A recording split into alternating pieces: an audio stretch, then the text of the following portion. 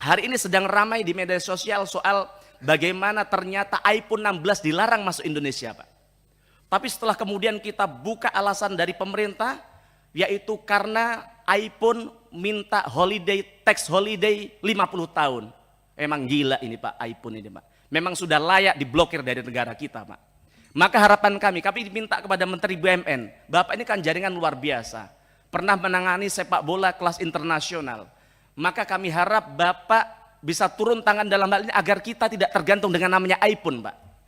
Kita ini kemarin mikir, Masya Allah, mereka sudah menikmati begitu banyak duit dari rakyat Indonesia, tapi ternyata mereka mau investasi di sini saja, minta syarat namanya tax holiday 50 tahun. Kami dan rakyat Indonesia marah kepada iPhone, Pak. Kalau perlu diblokir semua, seluruh produk iPhone tidak boleh masuk ke negara kita, Pak. Ini pelecehan terhadap negara kita, Pak. Terima kasih. Assalamualaikum warahmatullahi wabarakatuh. Download Tribun X sekarang, menghadirkan lokal menjadi Indonesia.